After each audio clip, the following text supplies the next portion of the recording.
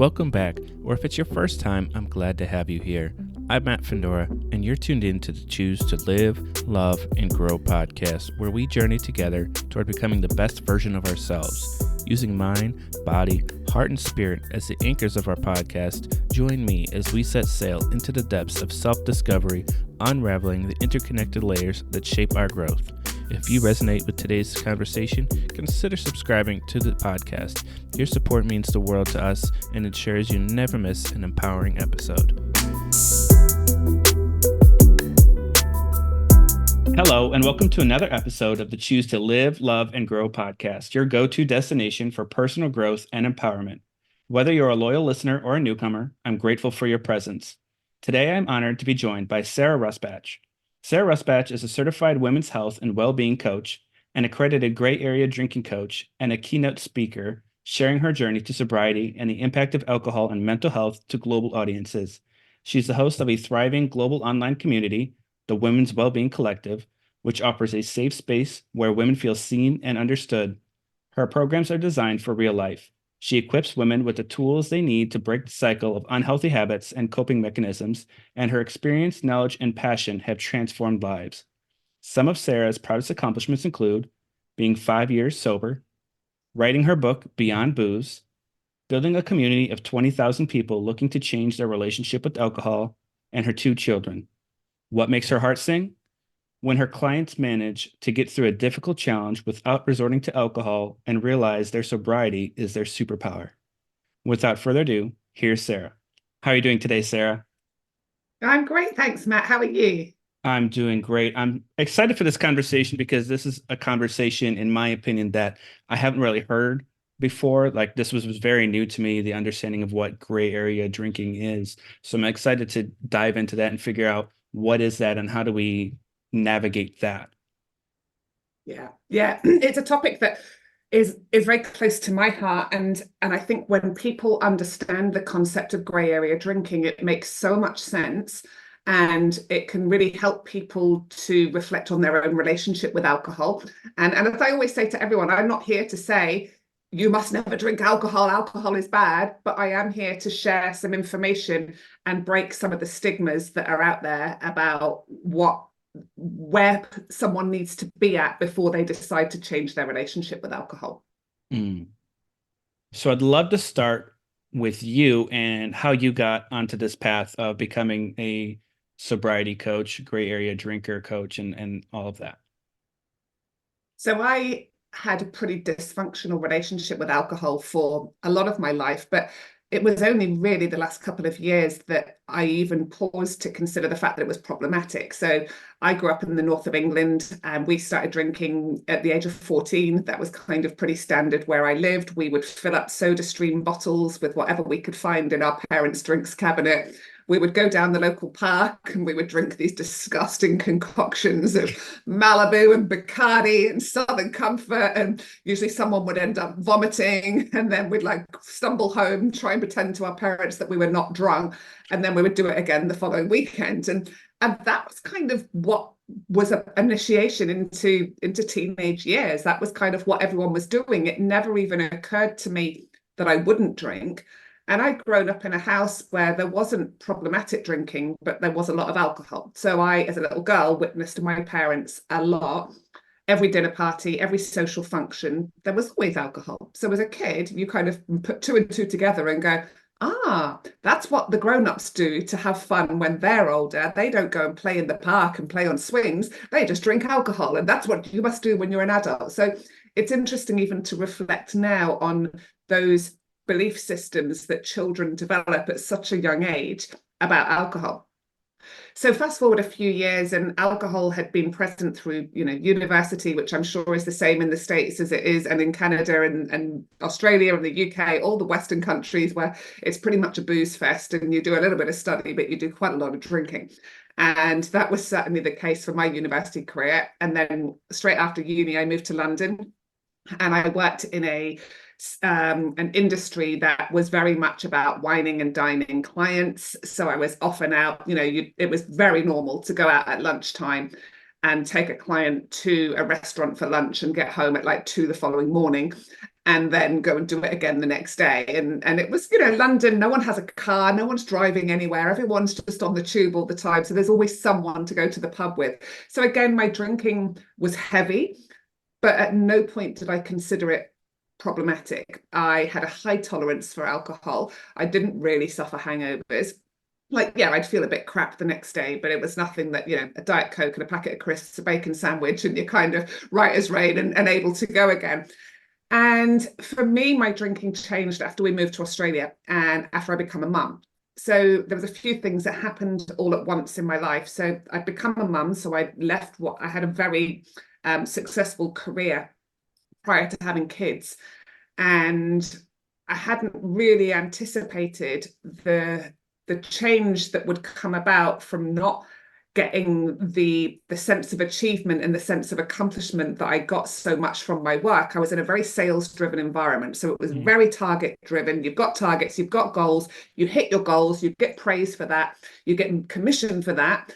And so my whole 20 years of my work had been very much focused on goal-driven environment. And all of a sudden I was at home changing nappies, singing nursery rhymes, pureeing carrot and cleaning up baby sick. And this whole sense of achievement and accomplishment that I didn't realize had been a big source of external validation for me for a very long time disappeared. And I felt a bit lost. At the same time, we then made the decision to move to Australia. And so I was on the other side of the world with no friends and family.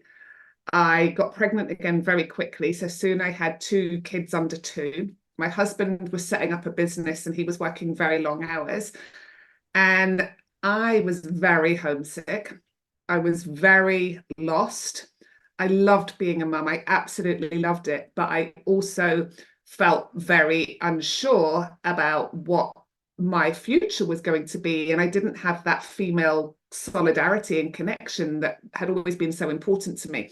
And that was when alcohol became a crutch. That was when alcohol became something that I turned to more and more. And this coincided with mummy wine culture. Everywhere we turned, there was birthday cards, there were adverts, there were memes on Facebook that were going, "Mum deserves wine." And I mean, there's even a brand of wine called Mummy Juice in America, which just blows my mind, right? But all this does is send a message that you need alcohol to cope with being a mum, and it's absolutely acceptable to drink alcohol to cope with being a mum. And so everywhere you're getting this subliminal messaging saying that's what you need in order to cope with the mundane tasks of young parenthood. So my drinking became something I started doing more at home on my own. So never during the day with the kids, but it was certainly, the kids got to bed and then, or even before they got to bed, that 5-6 o'clock where it's every parent around the world will know what 5 o'clock is like when you've got 2 young kids and you're dealing with tired children, bath time, bedtime, nursery rhyme time, dinner time, all of that stuff. And it's monotonous, it's draining, it's exhausting.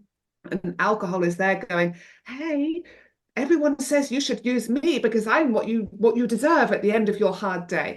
And so the thing with alcohol, though, is that we build tolerance to it. So what starts as 1 glass very quickly becomes more. And it's highly addictive. It's one of the top 5 most addictive substances in the world. And so it's not a case of many people can't just have one. And so I definitely noticed that mine was creeping up.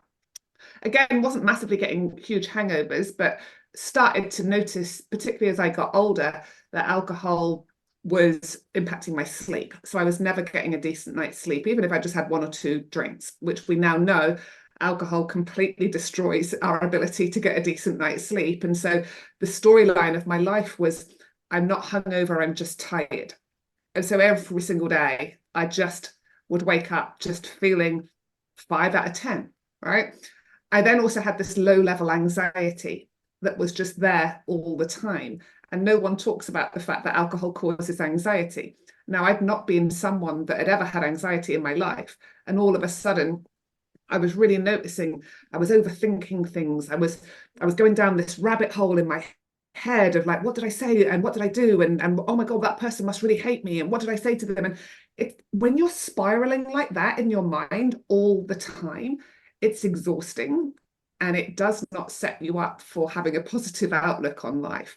So all of these subtle changes started happening. And at one point I went to my doctor and I said, I've never experienced this before. I'm really anxious. I'm just feeling so low.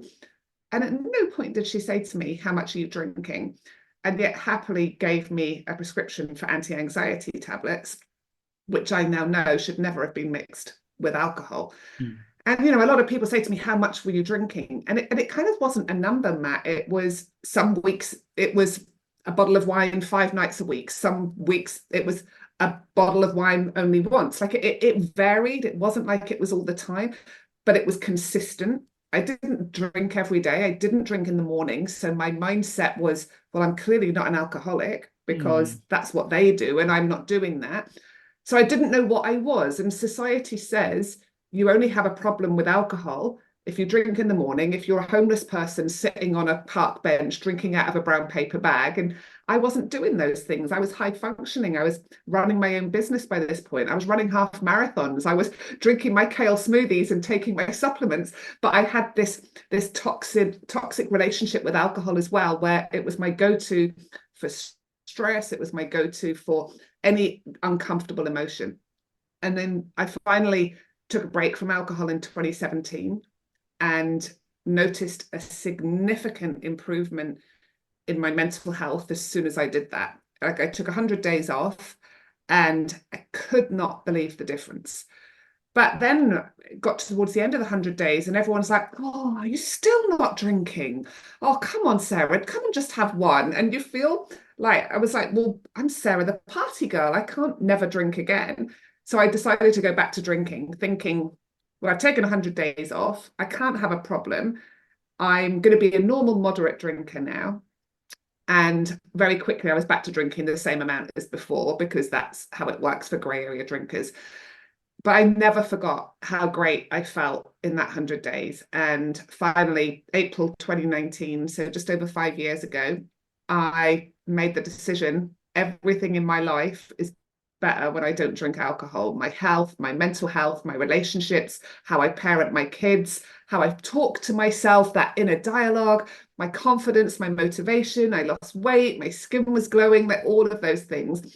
And I had my last drink. And then I retrained to become a health coach and then a grey area drinking coach. And then I set up my business in January 2021. And since then, I've helped thousands and thousands of people all over the world to change their relationship with alcohol too. That's amazing to take something so chaotic and so, traumatic and actually change that into something so powerful. Like you said, sobriety is your superpower. Yeah. And it's so interesting because when I tell people who I don't know that I don't drink, they look at me like with pity, like, oh, poor Sarah. Oh, she doesn't drink. Oh, she's missing out. And I look back at them and think, poor you, you're still reliant on this substance that everyone's being sold this ridiculous, like bullshit belief that alcohol is everything that you need and it's fun and all this, that, and the other. I feel like I've been let into the world's biggest secret that a world without alcohol is actually a wonderful world, but it's just that we've been sold and constantly are being sold the belief that a life without alcohol is a less than life. Mhm. Do you think the changes that need to be made come from an individual standpoint or from a societal wave of education? I would say society first, because I think, I've coached thousands of people now, Matt, and I know with my own experience as well that it's not easy in an alcohol-centric society to make the decision to stop drinking. But there's such little education and such little information out there about the impact of alcohol and about the fact that it causes anxiety. Most of my clients say, I say, why do you drink? And most of them say to unwind at the end of the night, to relieve stress, to relax. And I'm like, do you know that alcohol causes you to release more of the stress hormone cortisol? So you actually make yourself more stressed by drinking alcohol and more anxious. Most people don't know that. They did a study here in Australia at one of the universities in Melbourne and did a poll to ask women, are you aware that alcohol is a direct causant of breast cancer? And only 1 in 5 women knew that. Wow. I didn't even know that. Wow. Yeah. And this is the thing, right? Alcohol directly causes 7 types of cancer. And breast cancer is one of the most significantly that's caused by alcohol. And yet it's bonkers over here at the moment. There is a campaign to raise money for a breast cancer charity, and they're selling bottles of wine and saying that $2 from every bottle goes to breast cancer research, and yet the wine causes breast cancer. You know, you just look at it and you're like, what is going on? Wow. Wow. So at what point does that gray area drinking happen? Could you, I guess, describe what is gray area drinking, and then how Yeah. does somebody become this gray area drinker? So grey area drinking describes people who don't identify as being alcoholics. So they don't identify as being physically dependent on alcohol, but nor are they someone that can just take it or leave it. So I have a friend and she is a take it or leave it drinker. And what I mean by that is we'll go out and I'll be saying, we're going to a restaurant, we're going to a bar or whatever. And I'll say because I'm more than happy to go to places like that. I don't need to hide away from places like that just because I don't drink alcohol. And I'll say to her, oh, can I get you a drink? I know that she loves cider. Do you want me to get you a cider? And she'll like stand there. She'll be like, do I feel like a drink tonight? Nah, I'm not bothered. I'll just get a sparkling water. Like that is a take it or leave it drinker. They don't think about alcohol. They kind of just don't care if it's in their life or not. And one of the signs that we are in the grey area is if I was to say to you, maybe any of your listeners, just answer this question in your head as I ask it. If I said to you right now, let's together take 90 days off alcohol and let's just see how it makes you feel.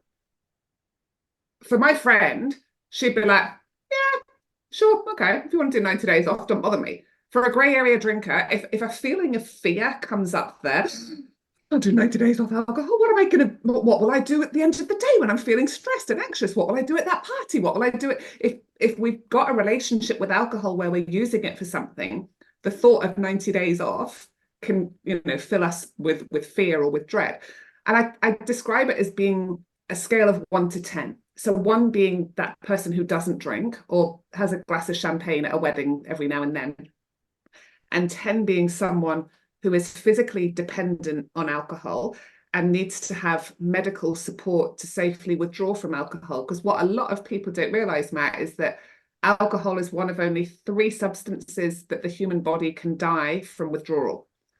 So if we have, and yet it was listed as an essential service during lockdown. Like it's bonkers, our relationship with alcohol. But yeah, it's a toxin and a poison to the human body. And if we have got to the point where we're so physically dependent, we need to have safe withdrawal through medical support. So that's a 1 and a 10. Not many people sit in either of those ends of the spectrum. Grey area drinking describes about a 4 to an 8 on that scale. So some of the signs might be we make rules around our drinking. So we've got to that point where we're constantly justifying in our head, right, I don't drink Monday, Tuesday, Wednesday. I'm allowed to drink on a Thursday, but only if it's out of the house. I'm not allowed to drink in the house. Oh, but it's suddenly Wednesday night and I'm going out tonight and I really fancy having a drink. So maybe I'll have a drink tonight. But if I have a drink tonight, I'll have tomorrow's drink tonight and then I won't drink tomorrow. And there's all this internal chatter and justification that's going on around us trying to limit our alcohol. We perhaps notice that alcohol is taking more than it's giving. And this is often the case for many of the people I work with. I work with men and women, predominantly midlife women. We get to an age where we simply cannot metabolize alcohol in the same way in our 40s and 50s as we do in our 20s. And what that means is alcohol impacts our sleep more. It causes more anxiety. We just feel more rubbish from the alcohol that we're consuming. So maybe we're waking up on a Monday morning and going, oh God, I've drank way too much this weekend. I'm definitely having a clean week. Right, that's it. I'm going to stay off the booze for this week. I'm going to go to the gym. I'm going to eat really healthy. And then by Wednesday, we're starting to feel better. And it's like, oh, it's a sunny day. It wouldn't matter if I just have a gin and tonic. Like we're constantly like trying to change our relationship and trying to make these promises to ourselves, but we don't stick to it. Perhaps we always or quite often drink more than we intend to. That was the classic one for me. I'm just having one. I believed the bullshit that I told myself. I'm just going to have one tonight. But no, it always ended up being, so much more than that. Maybe we're silently worrying about our drinking. Maybe we've become more aware of the health risks of alcohol. Maybe we've become more aware of the impact that our modeling to our own children might be having on them. And we do think about wanting to change our relationship with alcohol, but all our attempts don't actually last. And so those are just some of the signs that we're falling in that gray area. So is it any type of rules, or is it the rules that justify you actually drinking? It's any kind of rules, but it's if we're making rules and then we're breaking them. So a lot of people will say, who have a healthy relationship with alcohol, I don't drink Monday to Friday. And I have a couple of drinks on a Friday night and a couple of drinks on a Saturday night. And that would be not grey area drinking. But if you say, I don't drink Monday to Friday, those are my rules, and I have 2 on a Friday, 2 on a Saturday, but then it's Wednesday, and then it's like, oh, but then I could drink tonight. And if we're constantly having all of that negotiation and breaking those rules, and in the health world now, we don't talk about the term alcoholic. We talk about alcohol use disorder as being mild, moderate, or severe. So severe would be that 9 or 10 out of 10 on that scale, people with that physical dependency on alcohol. Mild alcohol use disorder would be classified as above 10 units a week for a woman and 14 units a week for a man. So that's about 6 or 7 glasses of wine a week would be anything above that classified as mild alcohol use disorder, which would be going into the grey area. And a lot of people don't realize that, like some bottles of wine, one bottle can have 10 units in it. And I work, because we build up tolerance, I'm working with people who are drinking a bottle of wine 3 or 4 nights a week. That could be 40 units of alcohol that they're having per week. But because they've built up tolerance, it doesn't affect them. They can still get up in the morning and go to the gym. They're still going to work. All of those that on the outside, it doesn't look like there's any kind of problem.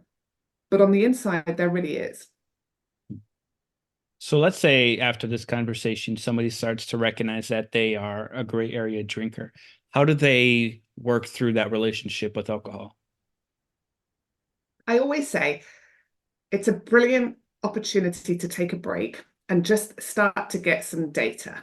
So what I mean by that is most people in the Western world never take a long enough break from alcohol to actually know how they would feel without it in their life. It takes 72 hours for alcohol to leave the system. So what I find is the bonkers thing about this relationship us Westerners often have with alcohol is we will drink Friday, Saturday, Sunday, and then we'll feel rubbish Monday, Tuesday, go to the gym, sweat out the toxins, have all the broccoli and the salads and try and do this detox. By Wednesday, we might be feeling good and just like really on our game. We're showing up at work in a way better way. We've got our energy back. We've had a few good nights sleep. And then on Thursday, we go feeling, even better. We're starting to feel like that 8 out of 10. And then it's drinking time. And then we go and drink. And then we spend Friday, Saturday, Sunday, Monday, Tuesday, just feeling pretty rubbish. And so it's really important to start reflecting on, how does alcohol make me feel? How's it impacting my sleep? What's my anxiety like? What's my mood like? What's my energy like? And then take a 30-day break, or if you can, a 90-day break is a brilliant amount of time to take to get real information. And then look at those things. Right, what's my mood like? What's my sleep like? What's my energy like?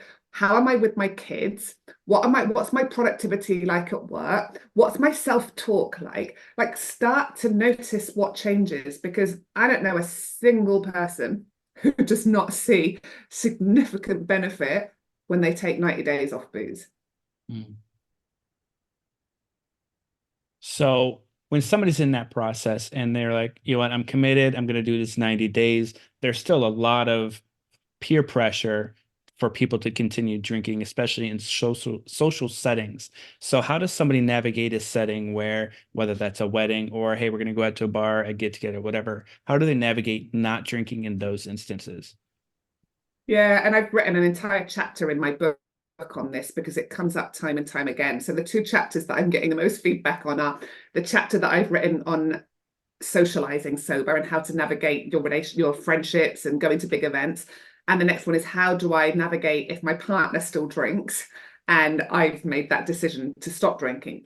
And so they're two chapters that have got loads of advice, loads of practical strategies and loads of tips. But what I always say is, first of all, alcohol-free drinks can be your very best friend in these occasions. I don't know, what's it like over there, Matt? Are you starting to see an increase in alcohol-free drinks becoming available? Yes, I've Yeah, definitely seen them available at stores and whatnot. I don't really go to bars, so I don't really know if they have them there. yeah, So yeah. So what I always say to my clients is, if you're going to like a wedding or a restaurant or something like that, phone up the place in advance and say to them, I had to stop drinking alcohol because of my mental health. I find this really helps because you're giving a real reason for it as opposed to just, saying something else. I don't like sugar, so I don't like to drink really sugary soft drinks like Coke or lemonade or whatever. What do you have in the way of alcohol-free drinks? And a lot of the time, there will be one, like I find over here in Australia, there's often one beer that most places have. And I will get really cheeky with them and I'll be like, well, I don't like drinking beer with a really nice three-course meal. And as you don't have any other options for me outside of water, are you okay with me bringing a bottle of my favorite alcohol-free champagne? 9 times out of 10, they say yes. So I take my own alcohol-free if I'm going to an event where I want to have something other than water, because I don't drink soft drinks. I just don't drink liquid sugar. And I've found my favorite alcohol-free wines and champagnes that are very low sugar, that taste really nice. I've got a couple of my favorite beers, because often places will just offer to make you a mocktail and it's just like 90% sugar and it's so sweet and so disgusting. And I don't want to have that. And so I think the more we bring this up with restaurants and bars, the more they're going to start stocking in more alcohol-free drinks. And so again, it's about, asking for that as well. where do you think it's the gray area drinking starts? Because you said when you were in the UK, it started at 14. That's when you guys started drinking. Is there an age or an event that impacts people to the point where that gray area drinking just is a catalyst from that moment? I think it's different for everyone, Matt. I think for some people, it's habit. And we've just developed this habit of there's a cue, and that cue is when I finish work and I get home at 5 o'clock, I pour myself a wine or whatever. And that's when we get into that habit of having that evening drink. And if it is only a habit, that's where alcohol-free drinks can really help, because I've got so many clients that have found just changing to an alcohol-free drink has been a great option for them. For some, it's habit. For some, it is. In my book, I talk about the stages that we go through with alcohol, and I call it magic, medicine, and misery. So at the start, our relationship with alcohol is often magic. So if you think back to our teenage years, we're often drinking at parties, it's all fun, we're socializing, maybe we're having our first like sexual experiences, we're going out in our teens and 20s, and we don't really suffer terrible hangovers. And so in that first stage, for lots of people, that first relationship with alcohol is the magic. It then becomes medicine. And what I mean by that is it becomes something we're using as a tool to escape ourselves in some way. So I have a lot of clients that use alcohol because of loneliness. I have a lot of clients who use alcohol because of stress, because they're very overwhelmed. I have a lot of clients who are using alcohol because they've got a lot of sadness, or they've got something that big in their life that they're dealing with. Perhaps it's a separation from a partner, perhaps they've lost their job, perhaps it's something, and they've never been given the tools in their life to navigate difficult and big and uncomfortable situations. And alcohol is a great way of avoiding sitting with emotions, because we numb ourselves instantly. And so that's, I think, we morph from magic to medicine, and then it gets to misery, and that's when we don't really have that hold over it anymore, and it's controlling us, and it's more of a physical dependence and physical addiction. Whereas in that middle grey area, it's usually more of an emotional reliance. It's not physical. We can take breaks from alcohol. We don't need to drink every day, but we might be emotionally reliant on it. Maybe it's to give us confidence when we're socializing because we're quite a shy, introverted person. Maybe it's that stress relief at the end of the day. Maybe it's we're actually sad and unhappy about something in our life, and alcohol is our way to escape it rather than to confront it. And so what a lot of my clients find when they remove alcohol, it's not just about removing alcohol, it's about addressing the underlying reason as to why they were drinking in the first place. And if we address that, then we remove the need to drink alcohol anyway. Makes sense. So is that where the craving aspect is that essentially what you're talking about, is how people start craving it, and those events that lead to them craving is essentially, that emotional dependence or disassociation from the events that they're dealing with, like essentially that escape. Yeah, and it can be habit. And it also can be, what alcohol does is alcohol has a significant impact on the neurotransmitters in our brain.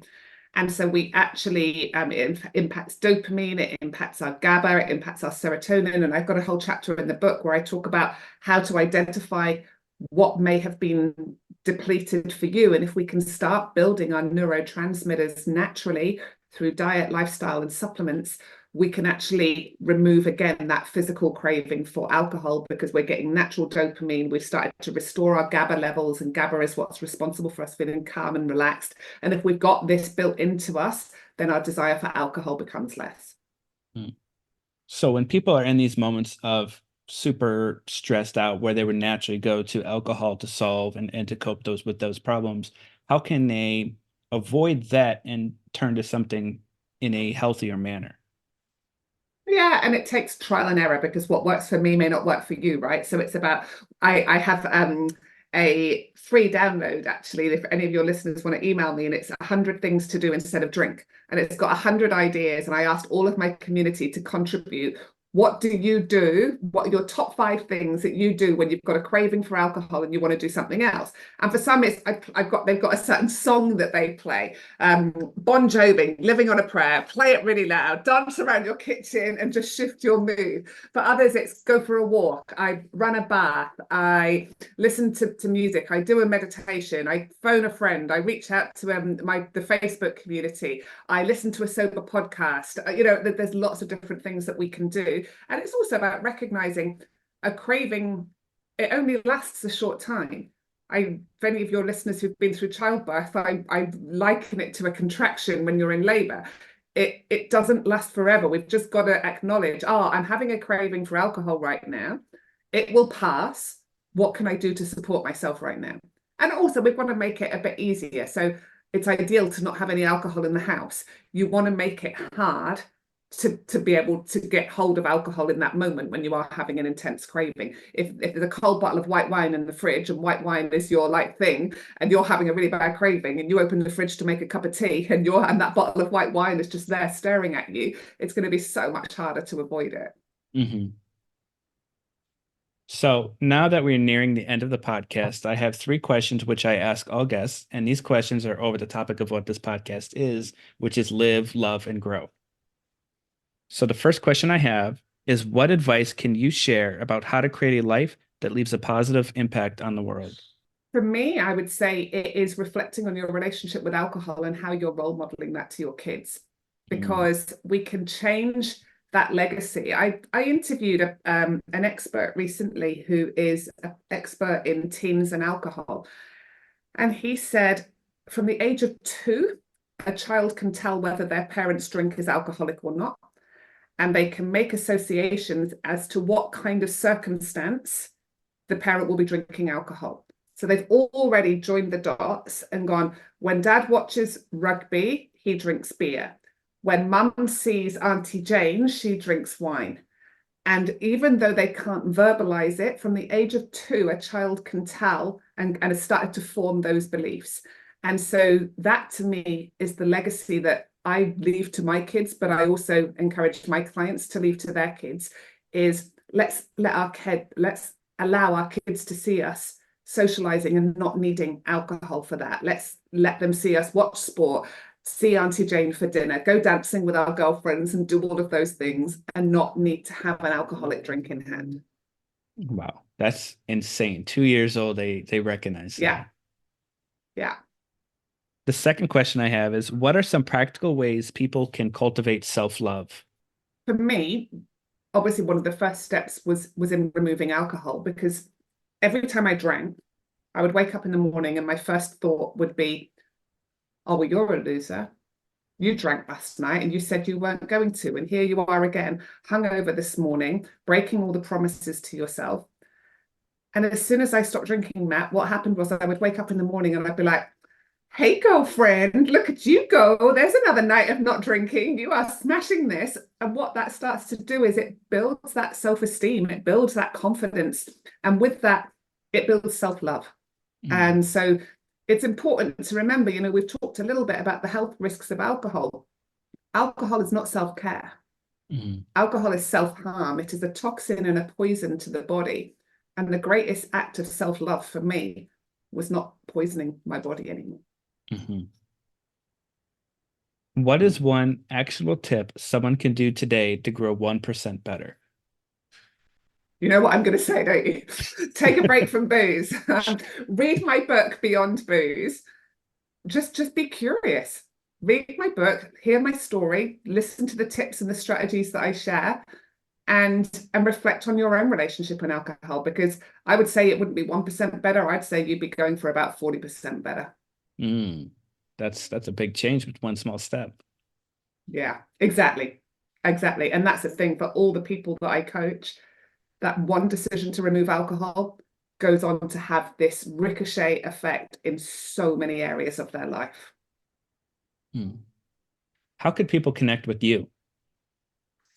So head to my website, which is sarahrusbatch.com. I've got heaps of courses on there. I've got free resources, and there's just tons of information about me.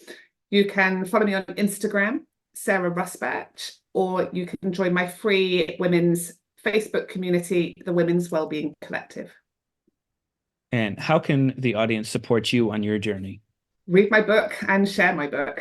And I know that your audience is probably a mix of men and women, and I'm getting lots and lots of emails from men who have read my book and are just saying what a profound impact it's had on them. So please know that my book is not just for women. It is for anyone out there that wants to live a better and more fulfilling and more empowered life. Awesome. Well, Sarah, it was really great having you on here. I just want to acknowledge you for being 5 years sober now and taking that tragedy and that traumatic events that happened to you and being able to turn that into something amazing, powerful, and passing that on to other people and empowering other people as well. Thank you. Thank you for listening to today's episode of the Choose to Live, Love, and Grow podcast. I hope you took something away from this episode that you can implement today just like I did. I'd love to know what your biggest takeaway was from this episode. Let me know by sharing this episode in your Instagram stories and tag me at Matt Fendora. If you've enjoyed this episode, the ones before, and or you're looking forward to future episodes, please hit that subscribe or follow button. It helps me get this information to even more people. No matter what you choose to do, choose to live, love, and grow. Thank you, and have an outstanding day.